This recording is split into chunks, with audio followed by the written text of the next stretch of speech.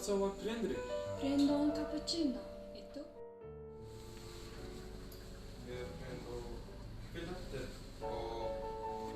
Vuoi ordinare? Sempre crea il problema per fare la scelta. Ok, non c'è problema. Buongiorno, posso ordinare un cappuccino? Buongiorno, scusa, tu sei Paolo? Sì, sono io.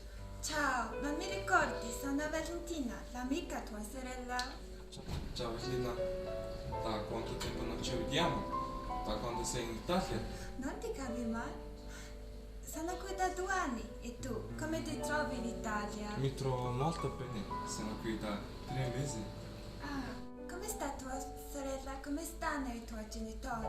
Tuo fratello sta ancora in Inghilterra? I tuoi nonni stanno ancora in Campania? Mia famiglia sta bene, mia madre è pensionata da 4 mesi e sta con nipote a casa. Ogni mattina esce di casa, presto e torna tardi. Mia sorella è in Australia per studiare. In questa estate mio fratello e sua moglie devono tornare in Mongolia.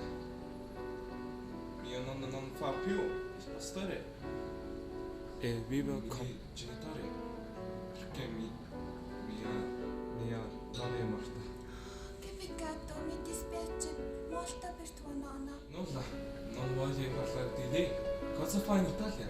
Ci sta bene, studiare all'università. Il prossimo anno devo lavorarmi in economia. 3 volte alla settimana. Ci lavoro come barista. Paolo, che fai? Un attimo arrivo. Ciao Tina, ci sentiamo dopo. Sono qui con la mia ragazza. Mi chiamo? Non preoccuparti. Vuoi un cappuccino e un espresso? Sì, basta così, ci vediamo dopo. A dopo. Ti aspetto da 10 minuti. Racconti la tua storia quotidiana. Mi sveglio alle 11. Dopo poco mi alzo, mi faccio la doccia e poi mi vesto. Mi riposo tutto il giorno, non studio.